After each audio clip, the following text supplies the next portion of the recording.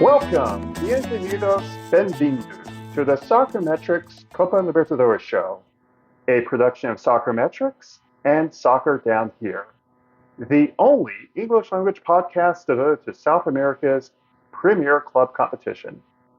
I'm your host, Howard Hamilton, the founder of Soccermetrics. We're now in the latter third of summer in the Northern Hemisphere, and the Copa America, European Championships, and the Paris Summer Olympics are in the rearview mirror. Domestic football has been back for a while, and in some South American countries, it never went away. This week, the eyes of South America turn back to the Copa Libertadores as the competition becomes very real for the 16 survivors of the group phase. Now, almost all of the news about the Libertadores concerns the 16 teams left in the competition, so I'll go into those when I preview the round. But there are a couple of news items, something that is certain to happen, and something that is certain not to happen. And we start with news item number one. The Libertadores final all but confirmed. On Thursday, August 8th, CONMEBOL President Alejandro Dominguez held a meeting with high-level football and government officials in Buenos Aires. These officials included AFA President Claudio Tapia, River Plate President Jorge Brito, and City of Buenos Aires Chief of Staff Jorge Macri. The meeting discussed security, travel, and logistical protocols for the finalists and referees, as well as scouting and planning of entertainment zones for traveling supporters of both teams. In addition, there was a separate CONMEBOL delegation in charge of pre-match entertainment that visited Estadio Monumental to scout that facility and its spaces to handle such an event. CONMEBOL have yet to announce a final venue, but it is all but certain to be Estadio Monumental on November 30th. And it makes sense. It's the biggest stadium in the country. It completed a significant renovation a couple of years ago. But the last time the Copa Libertadores final was to take place at Estadio Monumental, well, it didn't go quite so well. Now, Dominguez met with Security Minister Patricia Bullrich to discuss security matters. But this event will be a test of both CONMEBOL and the local and national governments in Argentina. And I will understand if there's some consternation about that. Now on to news item number two. Inter Miami wants in on the Libertadores. Now, there's almost certainly nothing to this story, but I'm going to mention it anyway. Last year, around the time that Lionel Messi was closing out his contract with PSG and deciding where he was going to go next, Alejandro Dominguez posted a tweet on Twitter, or X, with a picture of Leo Messi and the caption, "Messi, the Libertadores will always be waiting for you." And, of course, that generated some buzz. In June, Inter Miami owner Jorge Mas stated at the Olay Sports Summit in Miami that the club aspires to play someday in Libertadores. The rest of the statement, which I'll translate, said the following. "I believe it is an important goal. It's a tournament that Leo has never participated in. We want to elevate the league to have participation in this competition, and we would like to see if they give us that opportunity, the possibility of participating in the World Club Cup next year, and obviously aspire in 4 years for 2029. But we aspire to so much." Now, it's true that CONMEBOL in general, and the Copa Libertadores in particular, would love to see Lionel Messi participate in its tournament, even if Lionel Messi in a much diminished state. And if you watch his performance and his physical condition at this summer's Copa America, it's clear that he is a very different player than he was even 2 years ago. much less 5 or 10. Nevertheless, the same challenges remain for North American clubs in this competition. Challenges of travel, of the playing calendar, and squad depth, and ultimately challenges of finances. Now, to be fair, this is an aspirational statement by us, and there's nothing wrong with having a dream. But the logistical and financial realities will keep the idea of North American teams in the Libertadores being just that, a dream. Now, that's it for part 1. In part 2, a preview of the round of 16 ties.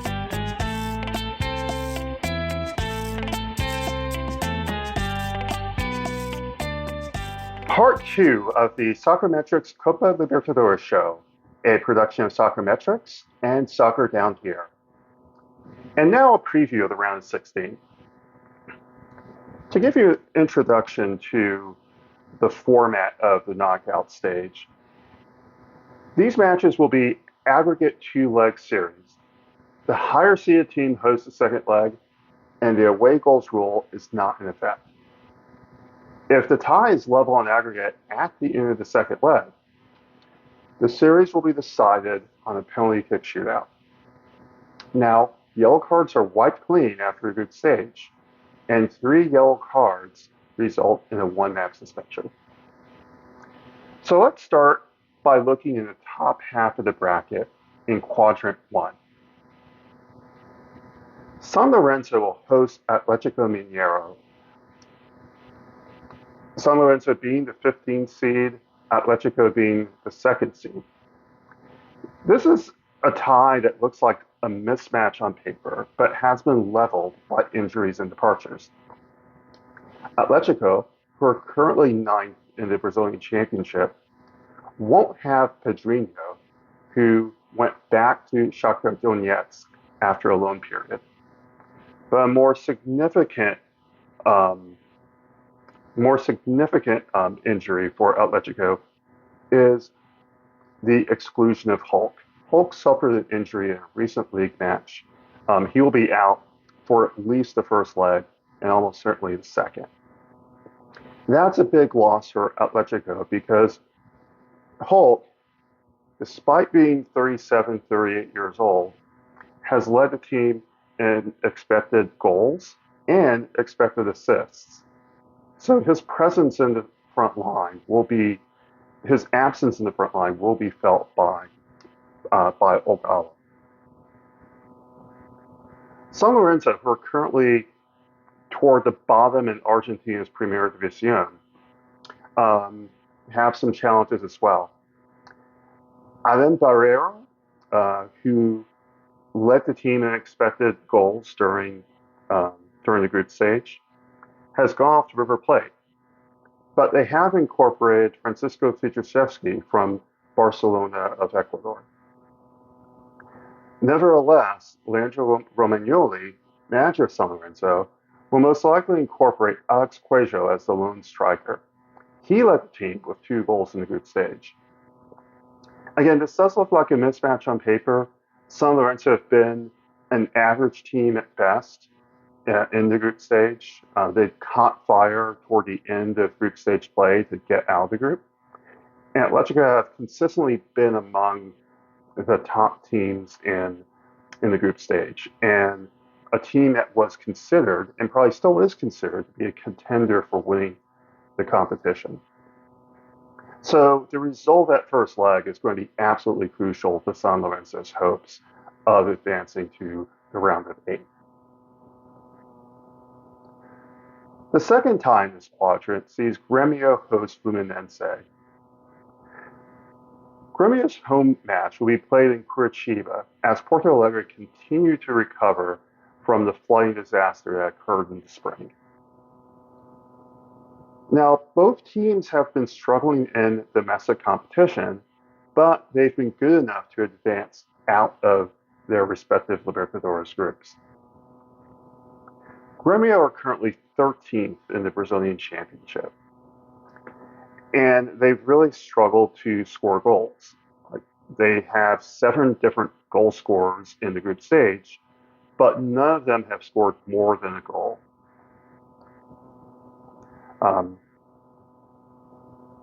But they do have some experienced players who joined the team. Like Diego Costa joined the team late in the group stage. He contributed to their vital win at Huachipato. Martin Braithwaite, formerly Barcelona and Espanyol, joined the team during the summer. Now, as for Fluminense, their worries in the league are much more significant. Not only have they been struggling in the league, they've been in the relegation zone for most of the spring and the entirety of the summer.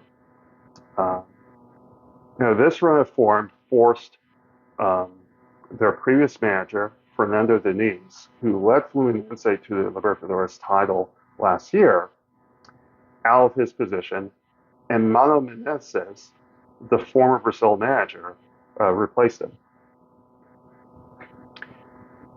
Significantly for Fluminense, in this tie, Marquinhos and Herman Cano are out of the first and second legs.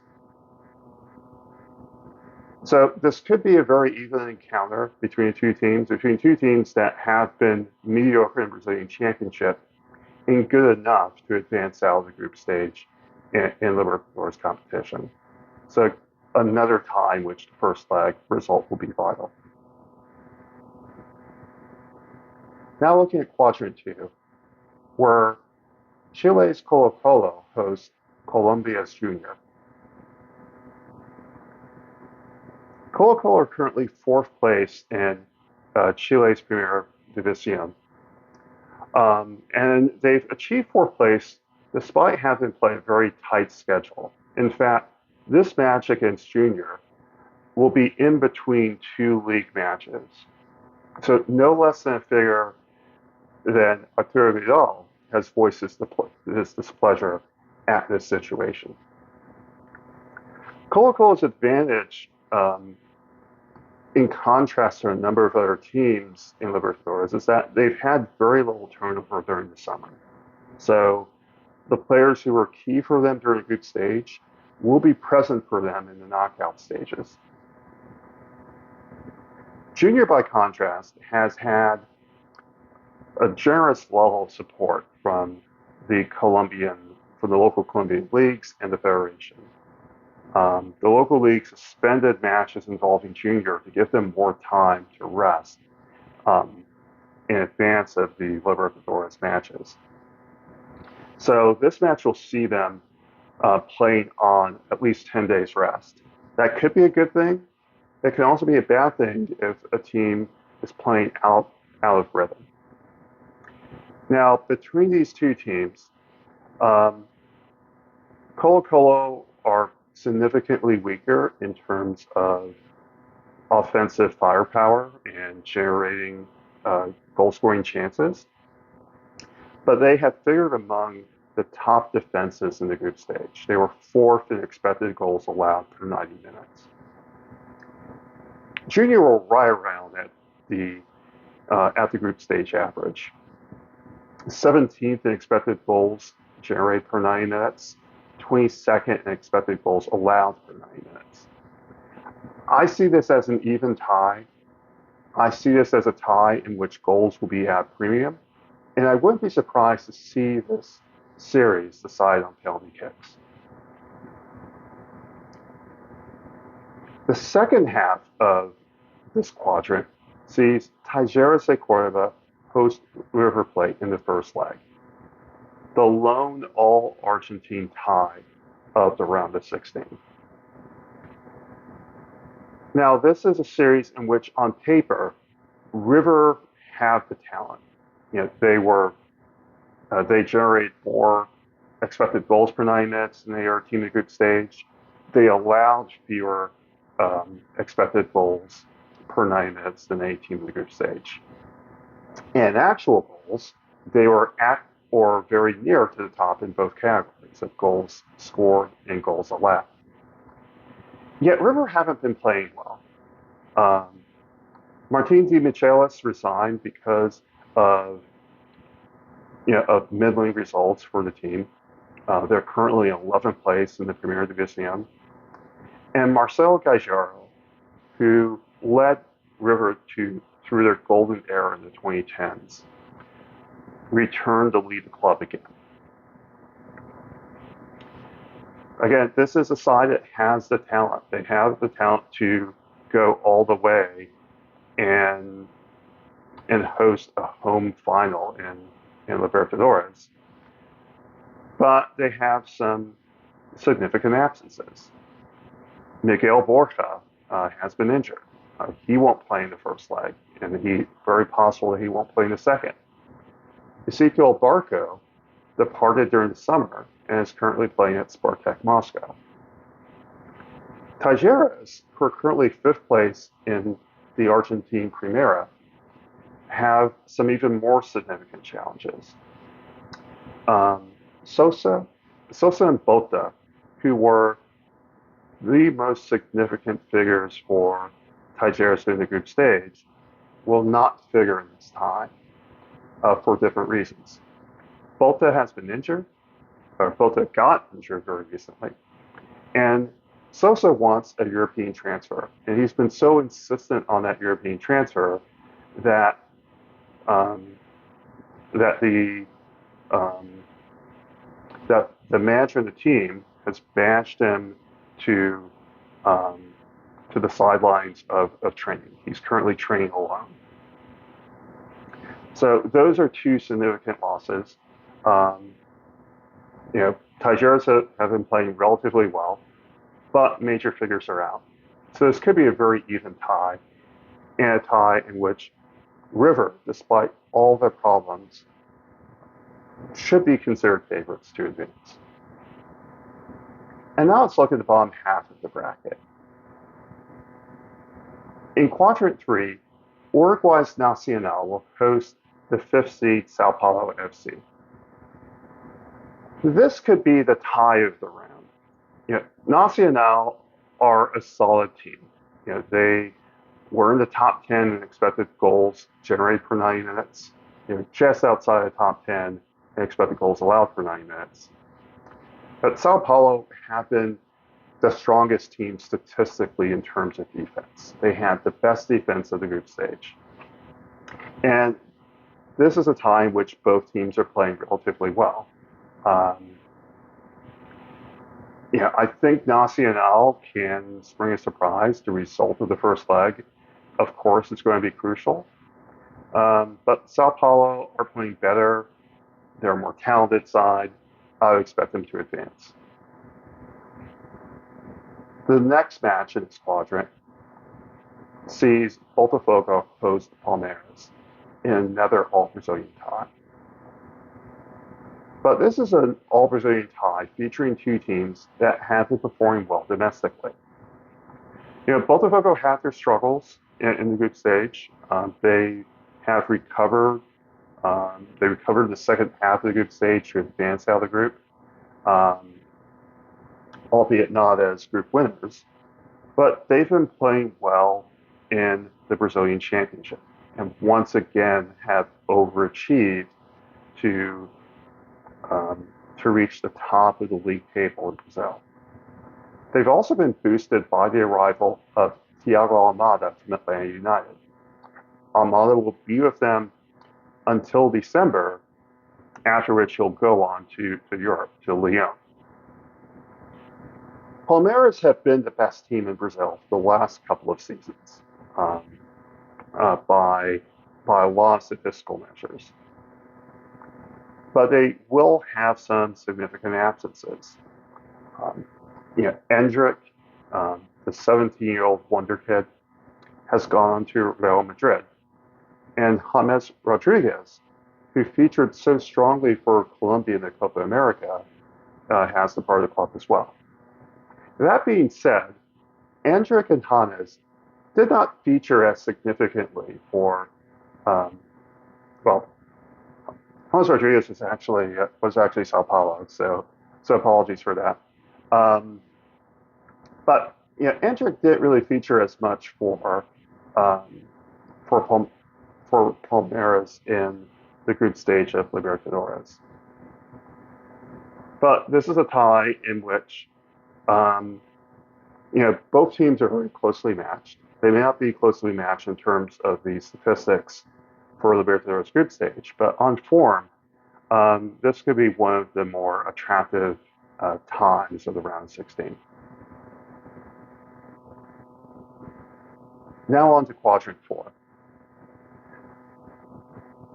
Flamengo host Club Bolivar in a tie that sees Flamengo with the better attack against Bolivar that will, they'll seek to, they'll seek to minimize the deficit that they have after their first leg.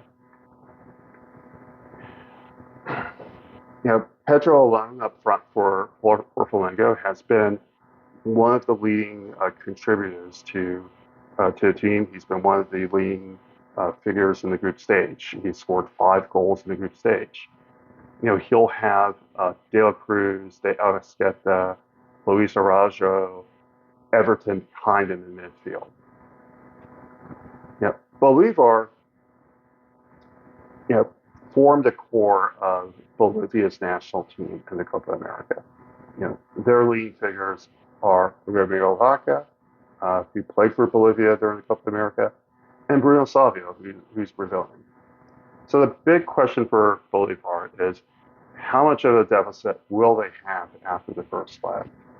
And can they overturn that in La Paz, which is truly the greatest home field advantage in world football? The other tie of the quadrant and the last tie of the round of 16 sees Peñarol host the strongest. This is a tie in which you have the best of the second place teams, Peñarol, versus the weakest of the group stage winners in terms of the strongest. Both teams are playing very well. Peñarol are leading their group in Uruguay's local championship.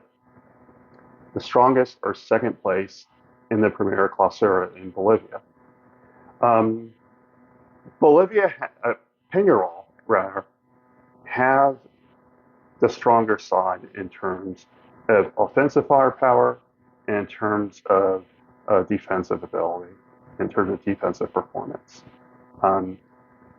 The strongest, of course, have that significant advantage of playing at altitude, but they are a very different team when they play outside Bolivia.